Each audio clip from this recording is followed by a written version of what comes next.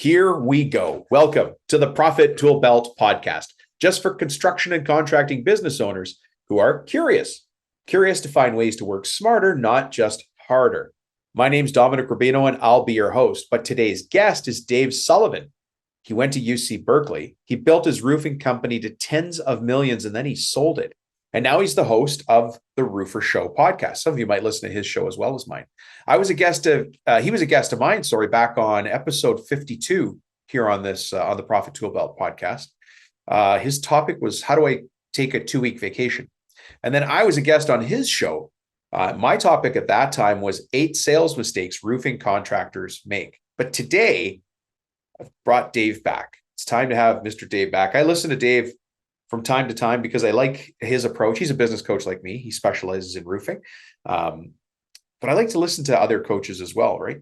Anyways, how do I get my roofing business to the next level? That's what we're going to be talking about. So Dave and I are going to chew the fat about how do we get the roofing business to the next level. In general, what's this podcast all about? Well, what I do is I help contractors of all sorts get back in control of their construction business, even if they don't know where to start. And the way I do that is I show them how to use simple systems in 3 different places: in the office, on a job site, and in their shop. See, the truth is you don't need a lot of extra time or even a business degree to build a profitable construction business. What you need are simple systems and some new ideas to old problems. That's why this podcast shares expert interviews like the one we're about to do with Dave and real case studies from other construction company owners who are probably a lot like you. People who are running the company on their own with a work ethic that's absolutely insane. Or maybe you're in a family business. Maybe you've got a partnership going. But if that situation's even a little bit like you, then I think you're going to like this show. And I'll tell you right up front, what we talk about here on the show is more directed at companies in the 6 to 7 employee range, if not 10 or 20 and more, which of course includes subs. And that doesn't mean you're not going to find value if you're smaller than that. It just means you're going to be challenged a little bit more. In my regular life, when I'm not hosting and recording the podcast, my company is a business coaching company, and it works specifically with no-nonsense business owners of construction and contracting companies. The kind of company where an owner, just like you, has finally realized, hey, I'm actually trying to grow a business here.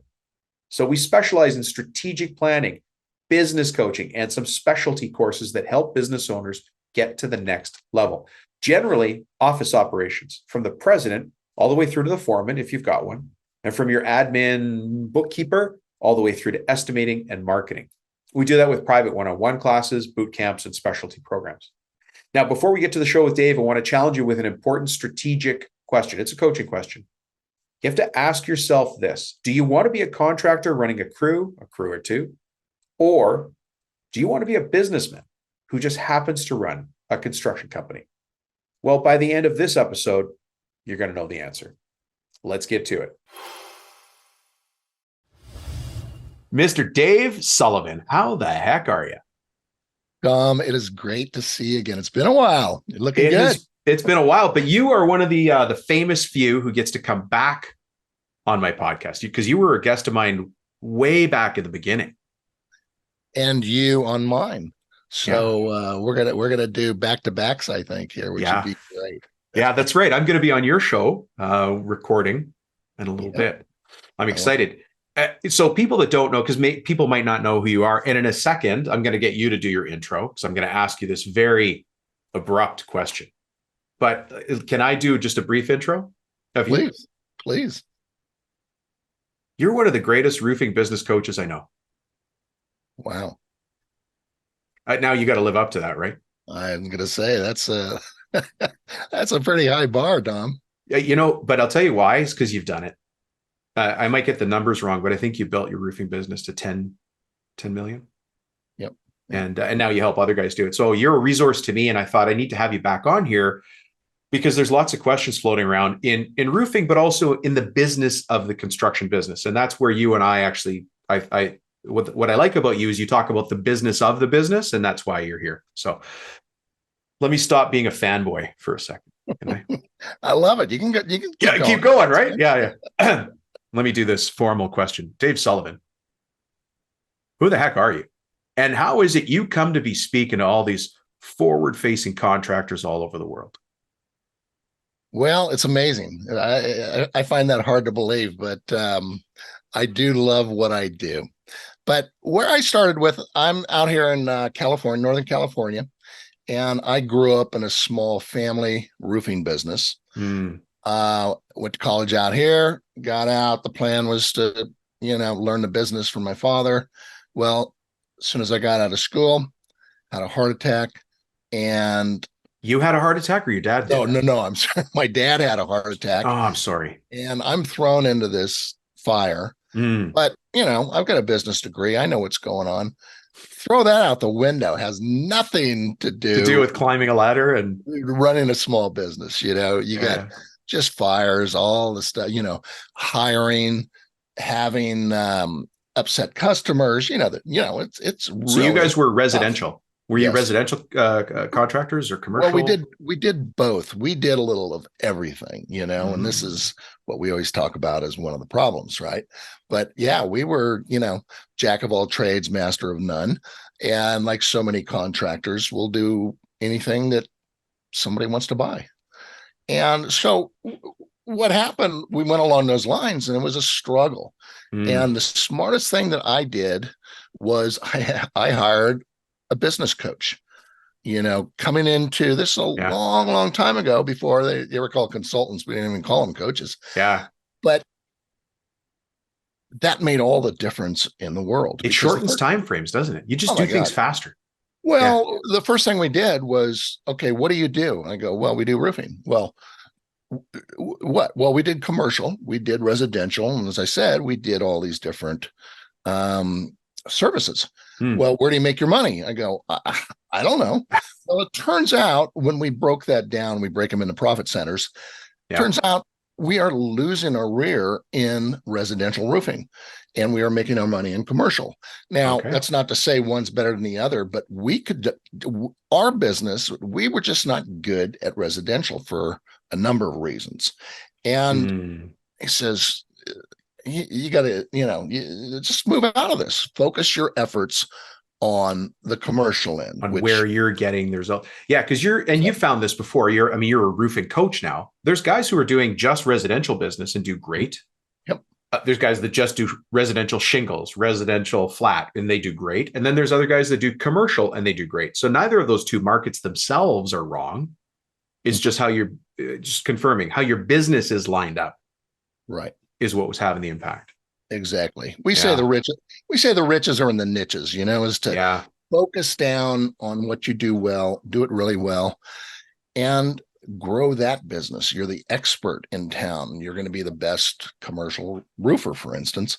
And that's what we did. And when we did that, business just took off, changed everything. And then from there, we were able to grow a large service business.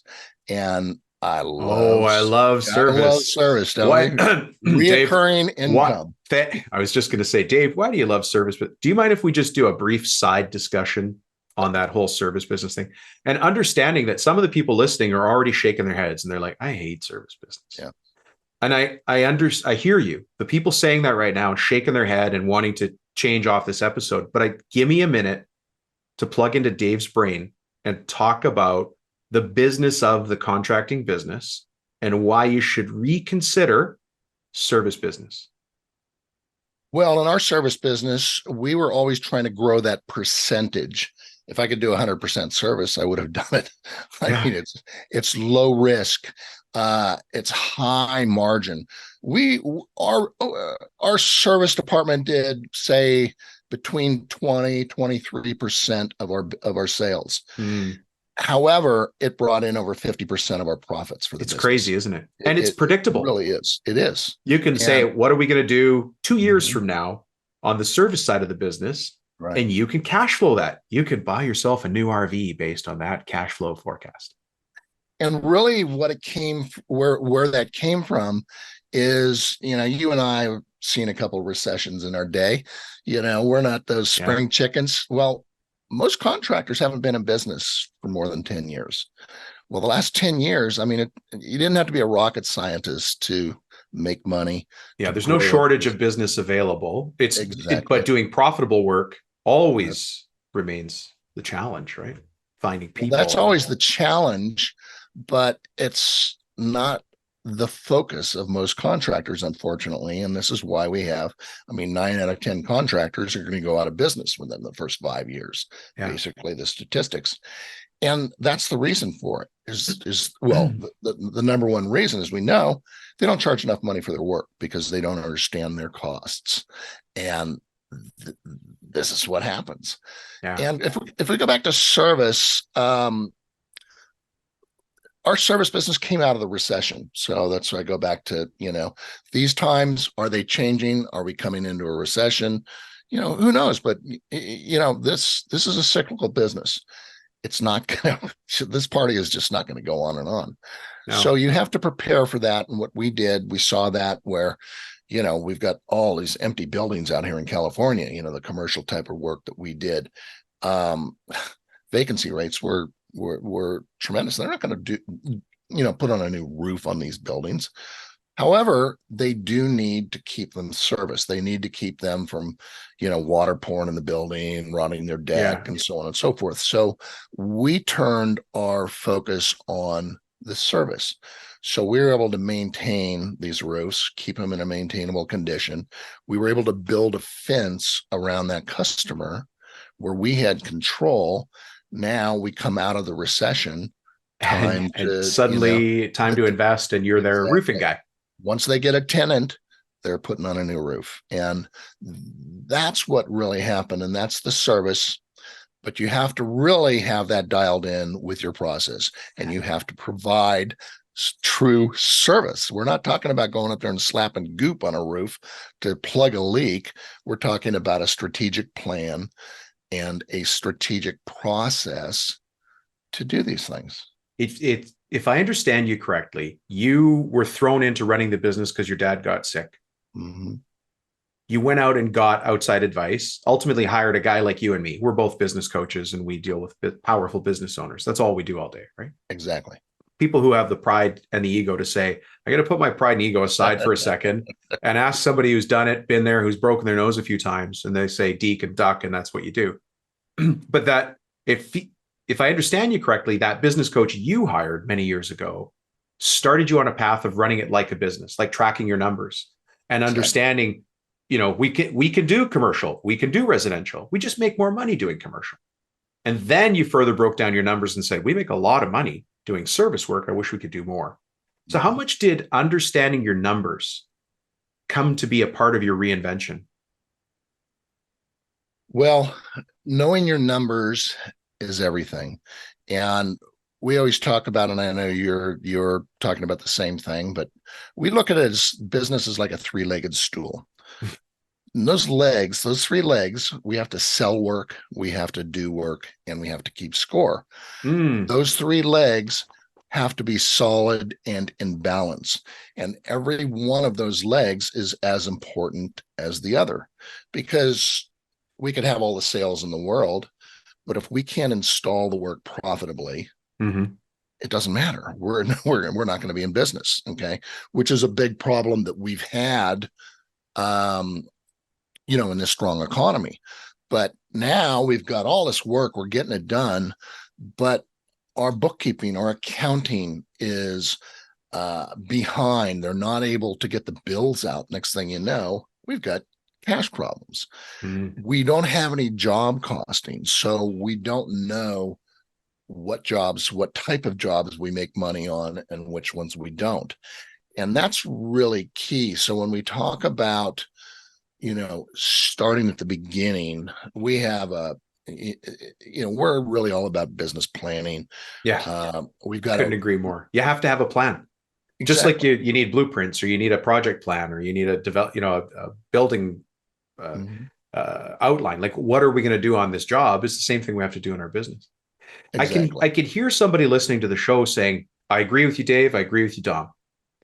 Where do I start? I don't know what numbers to track. There's so many numbers I can track. And let me just add to that. One of the problems that I see, because I encounter the very same things as you, is that people think the numbers they need to track is just their accounting numbers. And that's not the numbers I'm talking about. I'm talking about operational numbers. So from your perspective, where would you start? Like, how would you start if you weren't tracking any numbers at all in the business, but you understood that that was a gap in your company? Where would you start in tracking?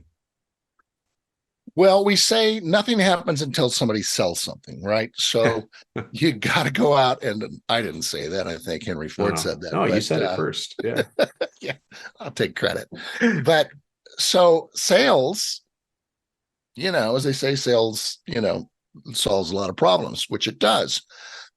But before you can sell, you have to know what price to sell at. What are your costs? Mm, And this is, I think, the mistake, well, that I see in our industry, and I'm sure you run across this, is, and I think I'm just jealous because all these guys have these seminars, how to 10x, 20x your business.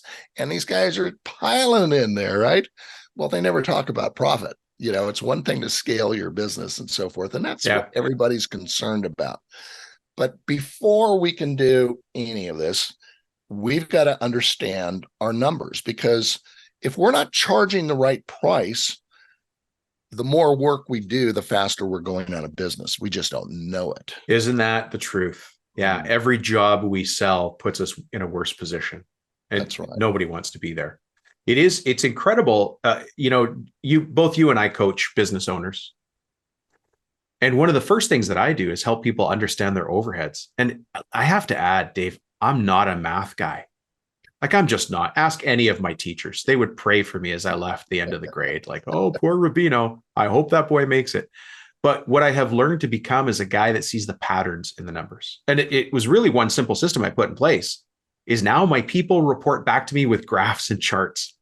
Because I just don't see it when it's a grid of an Excel spreadsheet. Right.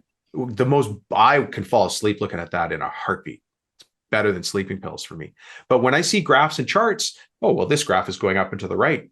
That's either good or bad. If it's workplace injuries, that's bad. If it's profits, that's good. But I want to see, when I see it visually, that really helps. And so anybody listening, if I can give them a tip, start to see your numbers from your bookkeeper as graphs and charts. If you're not a numbers person, but find a way. You can't ignore it. You can't make an excuse. You got to find a way. Exactly. Yeah. And the numbers that we want to know are KPIs, or key performance indicators, are the numbers that matter. And this is the thing, and I know running my business, I always wanted all this, get all this data coming in here that I can analyze. Well, it was overwhelming. I look at this and I just go, I don't have time for this. Okay. So what we did, we designed the numbers that matter, and that's what I want to track. And I called them my Maui reports. Here I am in California. We go to Hawaii a lot, right? Nice. So a lot of time on the beach, which is actually going back. That was my goal in building my business, was to have time away, be able to step back. And I think that's the goal of so many contractors. Well, it's really difficult to do, and that's a whole process. But on my Maui reports, I could run my business from the beach, basically, and within 15 minutes, I could look at the numbers and see what's going on. I can tell who's selling, who's, at what stage of the sale these guys are at. For instance, I may have some questions that I get back to. What's our job costing? How are our projects going? How's our cash? What does our quick ratio look like? And do I have enough cash in the bank or available to pay the bills? My receivables. Some of these guys will come in and say, hold it. What is this? Look at your 90 days out. You're not going to get that money. It's gone. Okay. They're not going 30, 60, 90-day report is gotta have it, Yeah. And these are the numbers that you want to track as a business person. And we are running a business. I don't care what you're selling. You could be selling roofs or selling shoes. It's the business of the construction business, the business of the contracting business. I couldn't agree more. You know what I do to help people figure out their KPIs? And again, you mentioned it, but KPI is key performance indicator. I do almost the same thing as you, but I take people back to a very basic business operations flowchart, which sounds dead boring. I get it. I just have to make it sound exciting. But all business follows a flow. First, we market. Okay, so what are the 3 numbers you want to know about your marketing? Okay, then we sell. What are the 3 numbers you want to know about selling? from sales, depending on what kind of trade you're in, there you might go to drafting and engineering, or you might go right to production. So your business is your business, and everybody listening has a slightly different business. But let's say it goes to engineering after sales or drafting. What are the 3 numbers you need to track in drafting? Then what are the 3 numbers you need to track in production? Now, we're all interested in quality control because quality control leads to go backs, and I don't want to do go backs. They eat my profits, eat them in hundreds of dollars an hour chunks. You bet. So what are the 3 things you want to track in quality control? And then we come to the accounting numbers, which is what took me to what you said there. What's our 30, 60, 90-day receivables? Right. And I'll tell you what, once you start to see the 90-day receivables getting too big, you get itchy. Your neck starts to sweat. You realize you didn't shave as closely as you wanted it. You're like, I got to fix something here. You start scratching. Well, you know what you need to do? Call that guy who's at 61 days. Shake the tree a little bit. Just be a little more. Days. Well, I just mean like you see the 90, you should have called them at 60. Exactly. And I don't know if you found this as well, Dave, but when I see a company with a receivables problem, they actually have a marketing problem. They don't, the receivables problem is the problem of today. But if you always have a receivables problem, what you really have is a marketing problem. And that might take some more explanation, and maybe that's another podcast. But to your point, the numbers are, it's just the key numbers I need to track. We don't have to overcomplicate. What did you say? How do I know the numbers that matter? Yeah, we just shared it here. Go back, folks, and replay this segment. And it's different for each company, but you got to think about what's important. And this is how we run it. And you mentioned not being good at the numbers and math and this and that, which, we're not talking about getting an accounting degree. This is not at all. It's science. I mean, it's truly, if you understand those numbers, the basics, okay, cash, you got cash in the bank or collectible receivables as cash. You've got bills that have to be paid. You have to be able to forecast that cash flow and say, we're running out of cash. We're going to have a difficult time paying our bills this month for whatever. Go out and get cash. You can also tell, hey, if you don't ever have any cash, if you can't, you're struggling to always make that payroll. Why is that? It's because you're not making a profit. This is not all work is good work. Which exactly. is, your first business coach took you back to that. You were busy doing residential, but you made money doing commercial. And so it sounds like he, through a series of questions and exercises, guided you more towards what you guys could do profitably, which was commercial work. And that led to service work and profit. You mean we got to make a profit? I didn't realize that, the saying, volume is for vanity. Profit is for sanity. Yeah. And I'll just throw in cash is reality. Cash is king, always will be. Yeah. The problem that all these contractors have, they're not charging enough money for their work, unfortunately. Generally because they don't understand the costs of doing business that they need to cover. Right. And you eventually run out of cash. It's not running out of sales, is that the cash is gone. You don't have enough money to pay your bills. Yeah. How often do you say that to somebody, a coaching client, the same kind of guys that I talk to, men and women I talk to who run businesses, and they say, but Dave, you don't understand. I get a lot of, I'll say price resistance. I get a lot of price resistance. People are telling me my price is too high and you want me to raise my prices? I can barely win the jobs I'm getting. What do you say to that? How do you approach that with a business owner? I see you smiling. By the way, folks, if you can't see Dave's face, this is a YouTube video as well as a podcast, but what do you say when somebody says that? I would have put my hairpiece on if I'd known that. You mean that's not it? Go get a refund, buddy. Yeah, exactly. I hope I didn't pay money for that. I lost the question. I'm sorry. When people say, you want me to raise my price. No, you want me to raise my price. Right. You got to be kidding me. People are already telling me I'm too expensive. Well, you better figure it out. Otherwise, you shouldn't be in the business because you're in trouble. So it comes down to a couple of things. Is one, and this is where we start off with, I'd mentioned the one-page business plan and the basics is one, understanding what it is that we do that we can Mm. make money on. Because if I've got a lot of contractors that are focused, oh, I want to get in this new construction market. I want to work for general contractors. I'm like, no, you don't. Get out of that. Figure out where you can make your money and where you can sell something, where you can sell value. People are interested, and you're just not out there beating your head with low bidders. Okay. And there's so many people that are interested in want to get a good job, and they understand they got to pay for it. You need to go find those people. Yeah. You have to change your marketing. Yeah, exactly. That's your ideal customer. You have to first define that ideal customer. Who is that? Maybe it's in a certain neighborhood. Maybe it's in a certain income range, type of, home demographics, whatever it is. Yeah. You have to really, really focus down on that, who that is.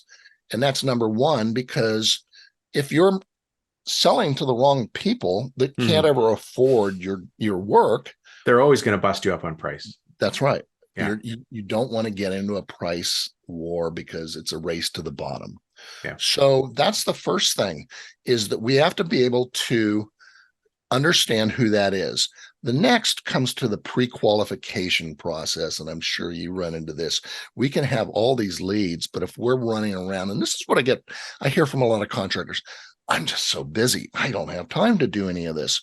Well, if you stop going out to people that are unqualified, that will never buy from you, you'll have more time. You'll have more time to spend with true buyers. You'll have the time to spend and explain how you're better, how you're different, how do you differentiate. And particularly when it comes to roofing, I think, so many of the home services like this, but your prospect pretty much thinks a roof's a roof's a roof. Okay. They don't understand. And why wouldn't I just get the cheapest roof?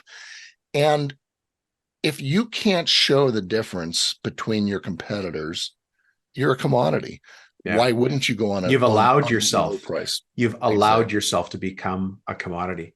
I think that the same holds true. If you allow tire kickers, so people who are just going to waste your time, if you allow people who just reduce you to price, how much per square foot? That's all I care about. Right. Well, if that's really all you care about, sir, I'm not your guy.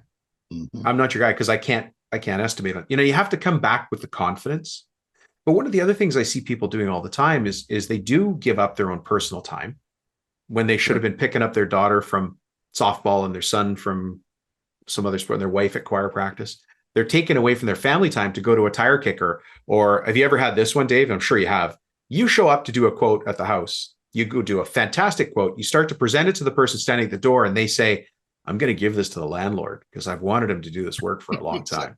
And I just think to myself, I need something dull that I could stab myself in the eye with, because I did it to myself. I didn't ask, are you the decision maker? Are you the homeowner? Are you the property manager? Are you the property manager who has the authority to make this decision on this shopping mall, whatever it is? You have to make sure you're talking to the right person. How many times, I cannot tell you, I had to learn that message the hardest way ever. I walked into a house once, and they had their coffee table was made of old pizza boxes. And I convinced myself these guys must be the homeowners. And I did the entire estimate, fantastic estimate, tight pricing. And they said that to me word for word. We're going to give this to the landlord. We've been bugging him forever. And I thought, what the heck did I just do? I should have known. Their coffee table's made of pizza boxes. They're not the owners of this house. They're just the tenants barely hanging on, right? I'm like, And this is where that pre-qualification is so important. We can have, and we need to have a good lead flow. We have to have good marketing, because we want to pick the cream off the top. We don't want to go to everybody. We want to focus that down. And then we ask the questions that matter. What makes this person, a question in roofing would be, how long do you plan on staying in the home? Well, there's a big difference between great question. The couple that says, this is my last roof I'm ever buying, they're going to carry me out of this house in a box, versus the guy, I'm flipping it next week. Well, they don't care about that. Yeah. However, if you have the right buyers and you've pre-qualified them correctly, You want to spend the time with those people that, Yeah. want their last roof. Well, let me explain to you what that means, because there is a difference and you have to explain that. We know there's a difference because all you have to do is go to Google reviews and look at these 1 and 2 star reviews and see what can go wrong. And this is part of our sales process. When you get there, you better have good reviews, and you better have a lot of them, because this is people that are raising their hand and saying, I can stand behind these guys. Yeah. These are good guys. Now you look at these 1 and 2 star reviews and you can see all the things that go wrong. And there's, it's like, hey, these guys took my money and split, or they left this huge mess and went away. They loaded the material. I paid them the deposit, and I hadn't seen them for 3 months. They installed roof vents, but didn't cut the hole. Exactly. The roof vents are just screwed to the roof. Yeah. Yeah. I've seen that one. This is how you're able to charge a higher price, which we get back to our question. You're able to charge a fair price. You're able to charge the right price. That's right. The right price. Yeah. Because, and I get some guys that say, that's not fair to the customer. Hold it. Your job is to make a profit, stay in business, be able to provide a good living for yourself and your family, but also your employees. You want to be able to hire the best employees. You want to be able to have the best marketing, and be around when the service call does come that says, hey, a branch fell on our roof. Can you come on back? Exactly. And be able to service that client. You have to be open next year. Mm-hmm. I've got a leak over my grand piano. It's always the grand piano. Yeah. You got to have your that fault. figured in, yeah. And you're going to have that kind of callbacks. So that's why you have to make a profit. And there's nothing wrong with that. I mean, when you think about the risk that you're taking in the construction business as a contractor, I mean, just the stats are, the odds are against you. I mean, 90% of contractors are the statistics that'll go out of business when the if you ignore the road signs, if you ignore, and I'm just going to speak blunt, if you don't talk to guys like us who've been there, done that, have systems, we've seen the signs, we see the flags, we know the KPIs. The reason people talk to guys like you and I is because we shorten time frames. Mm-hmm. You can't live long enough to learn from experience and profit from it. So you talk to Dave, you talk to Dom, you talk to whoever, doesn't matter who, but you talk to somebody who's responsible in the field to guide you through that path. It's the same reason they use Sherpas to climb Everest. Yeah. It's not hard to figure out. Up is the way to go. It's just, where do you stop on the path? How do you stage yourself? How do you not freeze to death on the mountain, right? Exactly. You need a Sherpa, even though it's pretty clear which direction you need to go. You still get a Sherpa. Same as, yeah. Yeah. The smart guy doesn't learn from his own experience. The smart guy learns from the experience of others. Yeah. Somebody like me who's nicely said, screwed everything. Yeah. I've made so many mistakes, in my time. And what we can do is we can take you up that mountain. We know the shortest way. We know the pitfalls and the challenges and so forth, because we've seen them. And in our business, we work with hundreds of contractors, and we see these mistakes made all the time. This is why, just as a side note, we have a lot of mastermind groups. Okay. And I love mastermind groups, peer groups. I've always been involved with these. And what you learn from other contractors, we come together, non-competing contractors in a group, and it's amazing. What the first thing that I learned was, I thought I was the only guy that didn't know what I was doing. I thought I was the only one that made these mistakes. Thought I was the only guy reinventing the wheel. Exactly. What are you guys doing reinventing the wheel? I thought that was my job. Yeah. So it's learning from others, learning from the mistakes of others. And you brought up, I think, really the key point is ego. And they let ego get in their way so often, and I say, well, if we're going to work together, check your ego at the door and let's get down to it. And we'll learn some things, get educated. There's just all, here's your podcast right here. Here's YouTube videos. There's so much education, good education that's out there that you can learn from. That has never been available before in the history of the world, Dave. If you went back, let's just say 11 years ago, to pick a random, but pretty close number, the only way you'd get this insight is if you saw Dave Sullivan on stage, followed by Dominic Rubino on stage at one conference once a year. Yep. But now you've got an entire podcast. I've got a podcast. You can listen to us until you're sick of us, which most people probably have already. But then there's other resources as well, right? So there has never been a better time to be in business than right now. Our country is at peace. We're able to do business with anybody we want. Prices are what prices are, but people have money to spend. That's right. There's an abundance of information from wise people. You and I, we've already broken our noses so many times. You can go and find the information. There's just never been a better time ever in the history of the world than right now where we live. It's crazy. It really is. And I think, before we hit record, we were talking about some of the biggest problems that I see, and I know that you see, is that this is really hard work to be a successful contractor. It does, a lot of us make it easy. Hey, I was, took me a long time to become an overnight success. Okay. Yeah. It's really tough. And, I hate to say it, but really the majority of contractors don't want to do the work. And it is a lot of work. It's learning, particularly what I call the business end of the business. You may have come up through sales, or you came up through production, but not many people came up through accounting. Not many people came up from running a business. And that's the business end of understanding a business. We talked about, doesn't matter what you're selling, you're running a business. And it's hard to get that across, I guess.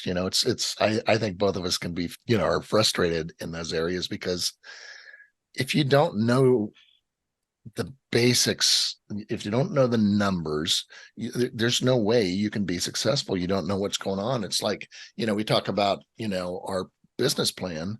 It's a roadmap. So if we're going to drive across the country, we need to know what the shortest way is, where we're going to need to stop, and these things.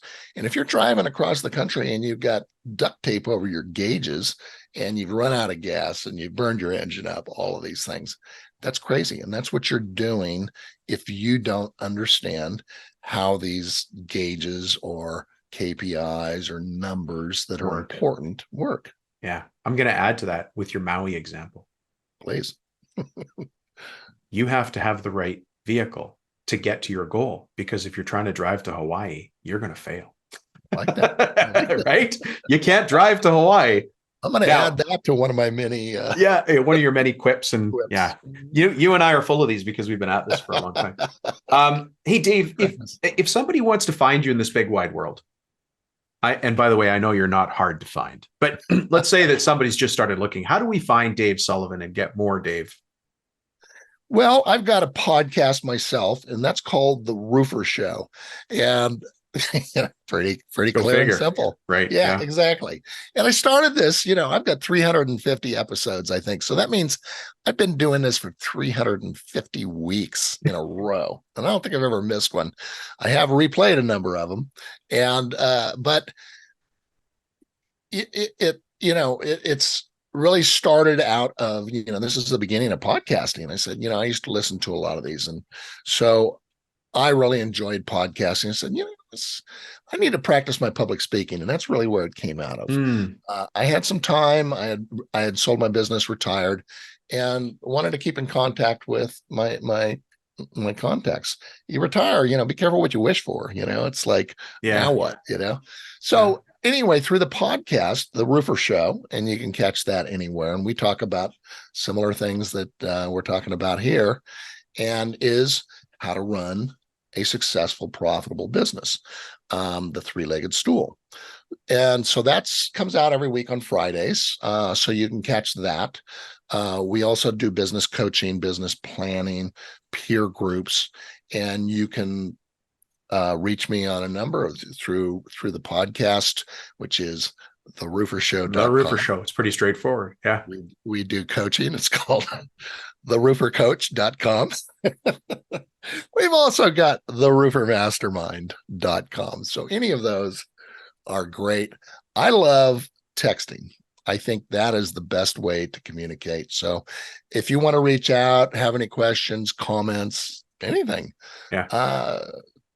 text me at 510-612-1450. And I'd love to hear from you. Give me some feedback. Here's the last one. Feedback is the breakfast of champions. Oh, I like that. That's good. Give it and get it. Okay. You gotta have it. So I'm always open to improve. And you've got to be you've got to always be looking to improve, constantly tweaking our business, our processes. I have a coach that works for me, and he's fantastic, Lee Miller. And he and I did a debrief after a coaching session the other day. And I said, you know what, you actually did great, and I gave him some compliments. And he said, that's useless feedback. I need to know what to do better. And I was so impressed. When you say feedback is the breakfast of champions, he was the epitome of that. He's like, I don't want to hear what I did great. Tell me what I could do better. And so that changed the conversation. I mean, he actually did great, which is why he's on my team, first of all. But he was really looking for the edges. Like, tell me what I could have done better there. Yeah. And this is why it's so important to keep in contact with your employees, your people, because you've got to give good feedback, not just once a year in some review, and just last thing I'll say, an example of not giving feedback is when a business owner is going to fire one of their employees. They bring them in and said, hey, you're just not doing the job. And the employee says, what do you mean? I thought I was doing a great job. I don't know what I was doing wrong. Well, you as the business owner, the business communicator, the business leader has failed in that, because there should never be that question. You should always know, here is what your job is, and this is how we're going to keep you accountable. This is going to be the feedback, and you're going to get feedback through reports, through scoreboards for everything that we had. They need to know what the score is. Again, coming back to the numbers. Did you do it? Did you not? Are you doing it? Are you trying? Yeah. Well, Dave, thank you very much for being on the show. I really appreciate your time. I know you're a busy guy, so I won't hold you much longer. But I listen to you when I need some outside perspective too. So thank you for the work you do. Hey, appreciate it. It's great to see you again. Love what you do. And I can't wait to have you connecting with our audience here right after this. All right. Thanks, Dave. Thanks, Tom. Bye-bye. Well. What did you learn from Mr. Dave Sullivan? What are you going to put in place? Dave covered off a lot of important material, as did I. He covered a lot of things that you can put in place in your business pretty quickly. Even if it's just a mindset thing, how can you take what Dave and I see very similar people and very similar businesses in similar situations. So you should take that as two data points saying, those guys talk to lots of business owners in construction and contracting, and they're both seeing the same things. They defined those things. I'm going to take that at face value because these guys have done the research. We've got data to support that. What am I going to do based on that to move my company forward or in a different direction? For this segment of the show, we're going to break it into 3 equal parts. I'm going to start off with the dad jokes. I know you guys love them. Today's dad joke theme is roofers because Mr. Dave Sullivan. I'm going to ask you a favor, which you know is coming. And then we're going to identify a common problem for contractors and business owners. And the common problem here covers off a lot of different areas of a business. And we're going to be talking about the how to get things back under control in your business, to get things under control. You'll be able to send me a message and get a download if you want, a little workbook to walk you through it. Because if you're at the beginning of that process or you find yourself stuck in the process, you need something like this to guide you through. So anyways, let's start off with our dad jokes. And why dad jokes? Why bad jokes? Why dad jokes poorly delivered? Well, some of you have heard my show before. I want you to open your mind. I want you to think about things a little bit differently. Listen, if you could have a giggle or a laugh, if you could share those insights or these stories that I tell to somebody on the job site or somebody in the office, it's going to lighten the mood. It's going to make you more approachable. It's going to allow you to have maybe tougher conversations when you're able to have the light conversations too. And then when you get home, oh man, these are dad jokes. You can tell the dad jokes to your kids. You can tell them to your neighbor over the fence. You can tell them when you're at a church picnic, wherever you want. But you could be the dad joke guy. That could be your new title. He's the dad joke guy. Let's keep with the roofing theme. Do you know what the hardest part of the roofing business is? It's the overhead. It's the overhead. You know, once you've been in the roofing business for a while, once you've seen 1,000 stores, you've never seen this site before, 1,000 stores under one roof. Well, you've seen them all. I can hear the groaning. Don't groan that loud. I can hear you groaning. Hey, did you hear the story about the two antennas that met on a roof? They fell in love and then they got married. Yeah, the ceremony wasn't much, but the reputation. Wait, did I say that wrong? I did. The ceremony wasn't much, but the reception was excellent. Oh, guys, don't blow that joke. Do it better than me. Do it better than me. Be better. That's the story. That's the takeaway. Be better.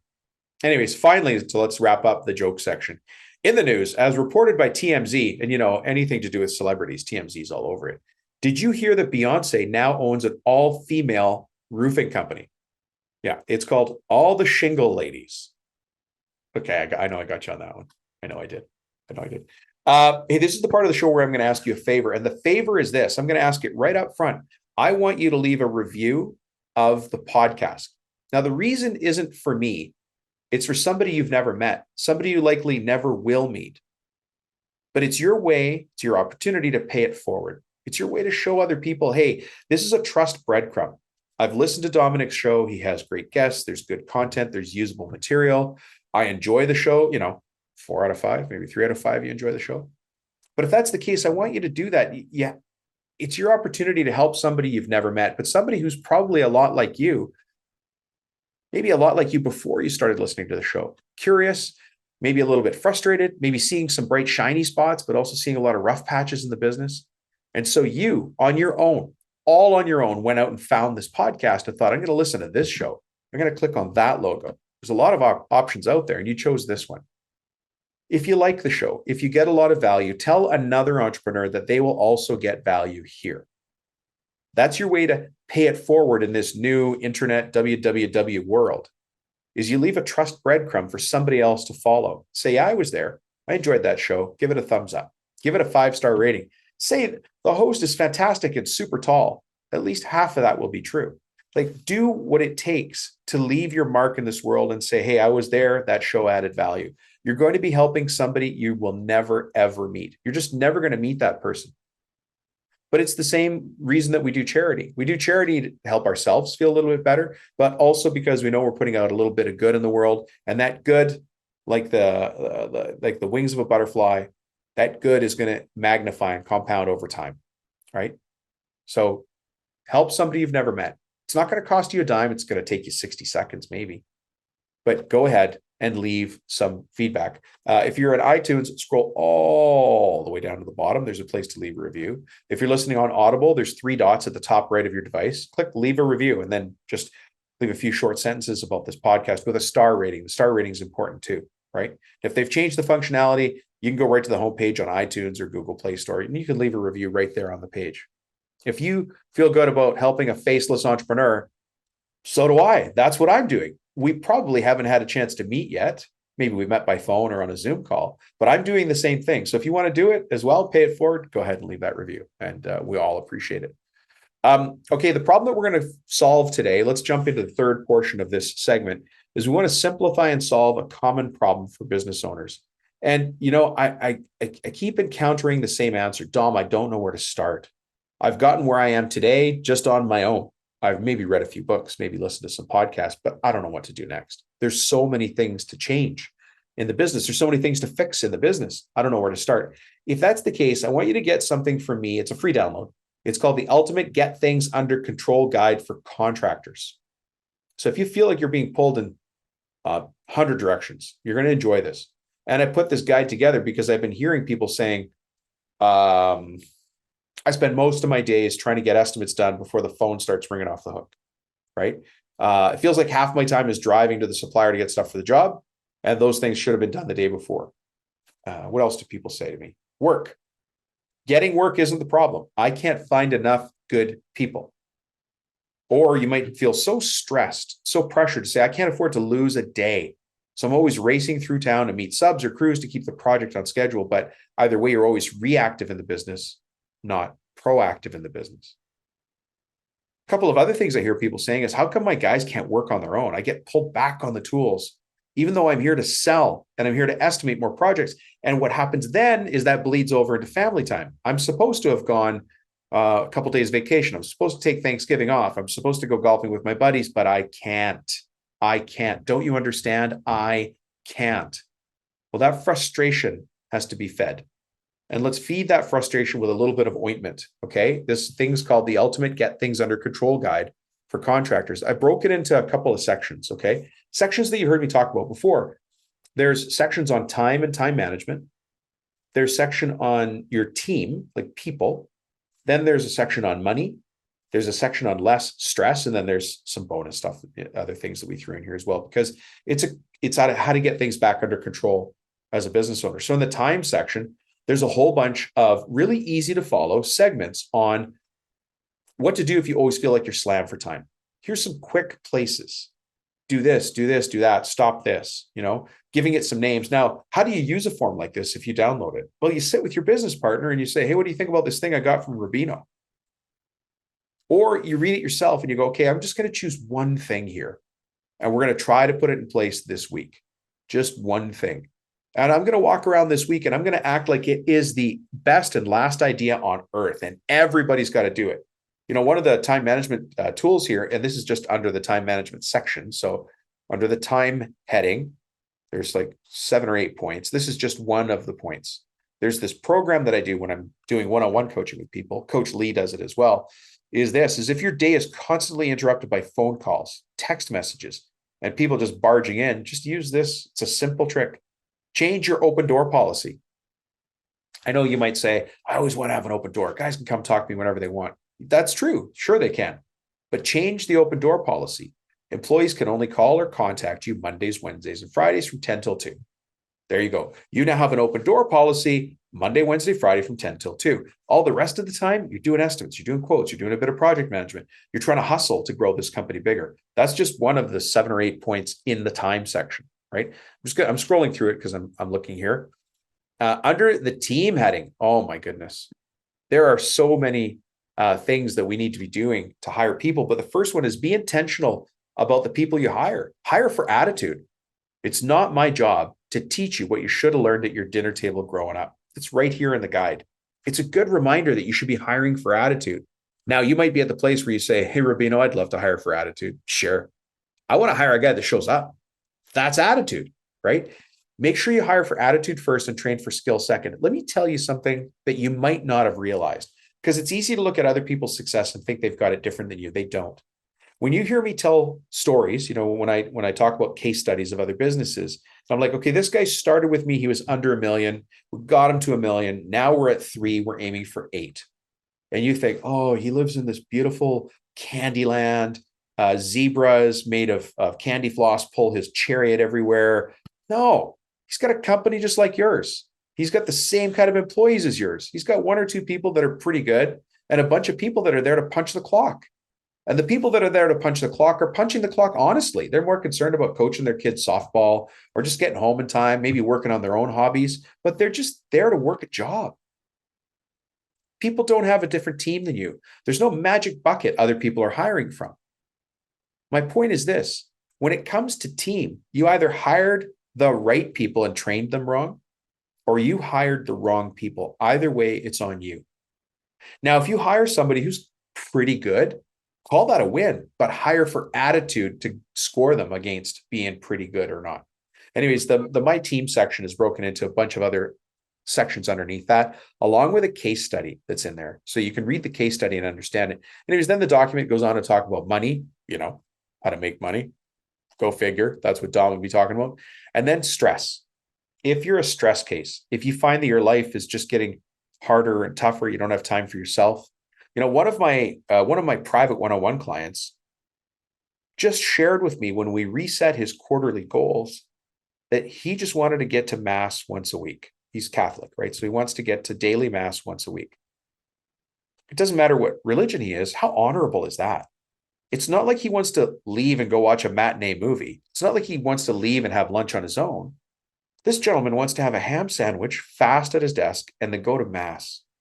Just go to church and sit there and pray and think and contemplate. And maybe that's a form of meditation. And then he wants to come back and double down on getting his company to the next level. What do you need to do in your business to get less stress? What is that one thing you need to do? Where's the accountability you need to help you do that? It's okay to ask for those things. I had a client many years ago. I think I've told this story before. You might recognize it. Many years ago, and he ran a paint company. He supplied specialty paints to the construction and contracting industry. And it was tough to walk into his shop because it smelled like paint. I mean, you're stoned the whole time, really.